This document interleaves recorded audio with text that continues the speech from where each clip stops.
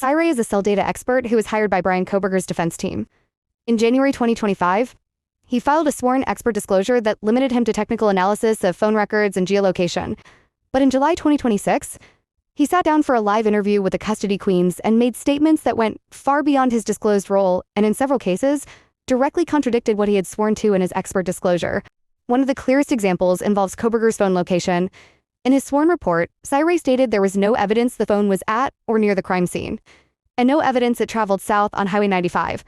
But in the live interview, he claimed the phone had to pass through Moscow or very close to Moscow that night and suggested that no real expert would argue otherwise. This raises some obvious questions.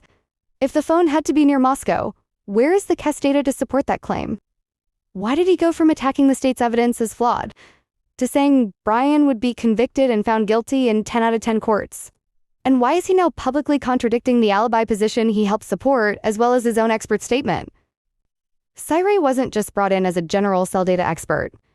In April 2024, 9 months before he even filed his formal expert disclosure, the defense officially listed him as someone who would help partially corroborate Kohberger's alibi.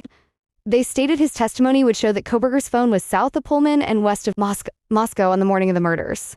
And when Ray filed his formal expert disclosure in January 2025, his role was strictly limited to 4 technical areas: interpretation of drive test data, analysis of call detail records, geolocation data review, and opinions on the FBI CAS reports. He was never disclosed to give opinions on guilt, cleanup, witness, credibility, or whether the investigation was corrupt. However, in his live interview, he did exactly that. He gave opinions on Dylan Mortensen's credibility, claimed there was no evidence of cleanup, called the investigation ethically corrupt, and even weighed in on guilt. He went from a narrow cell data expert to acting like a full case expert. He also went beyond his role when it came to Dr. Brent Turvey. Turvey was the defense's actual crime scene reconstruction expert. Ray was only a cell data expert. He was never disclosed to analyze crime scenes or give opinions on cleanup.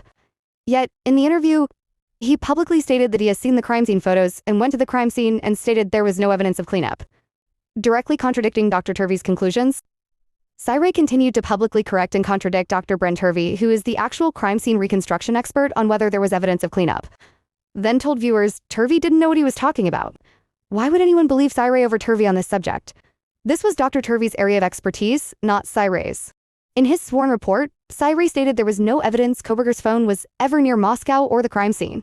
In the live interview, he claimed the phone had to be there, and that no real expert would disagree. Where is the CAS data to support this new claim?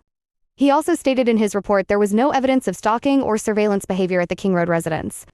But in the live interview, he claimed Kohberger was very familiar with accessing that area late at night, and that it was safe to say weekly.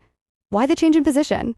Also, in his sworn report, Ray accused investigators, including Corporal Brett Payne, of going beyond accidental oversight. He claimed they intentionally omitted critical findings and made a deliberate attempt to mislead the court. But in the live interview, he walked it all back. He said he doesn't believe Moscow police intentionally misled anyone. If the evidence was so overwhelming, why did he need to invent misconduct and then retract it? He did the same thing when it came to the overall integrity of the case. In his expert disclosure, he accused the state of intentionally misleading the court and omitting exculpatory evidence. But in the interview, he called the investigation ethically corrupt and then said he doesn't believe they intentionally did anything wrong. Then, throughout his expert report, Ray stayed strictly technical and offered no opinion on guilt or innocence. But in the live interview, he said there was overwhelming evidence that Kohberger committed the crime, and that 10 out of 10 juries would convict him. Why did he go from technical expert to offering guilt opinions? When you step back, a clear pattern emerges. Ray went from a limited technical expert to giving opinions on guilt, cleanup, and corruption. He went from calling evidence tremendously exculpatory to helping turn it into evidence against Kohberger. And he went from accusing investigators of intentional misconduct to walking it back after almost a year after the plea deal. He didn't just change his mind. He repeatedly contradicted his own sworn statements in public. Why? After seeing all the contradictions between his sworn expert disclosure and the live interview, the questions are clear. Why has Ray changed his story? Why is he now publicly stating there is overwhelming evidence that Bryan Kohberger committed this crime? He is going completely against his own statements that he submitted as a defense-retained expert. In his report, he attacked the state's evidence and called key parts of it exculpatory. In the interview, he said there was overwhelming evidence of guilt, and that 10 out of 10 juries would find Kohberger guilty. He didn't just change his mind. He publicly contradicted his own sworn expert disclosure almost a year after the plea deal.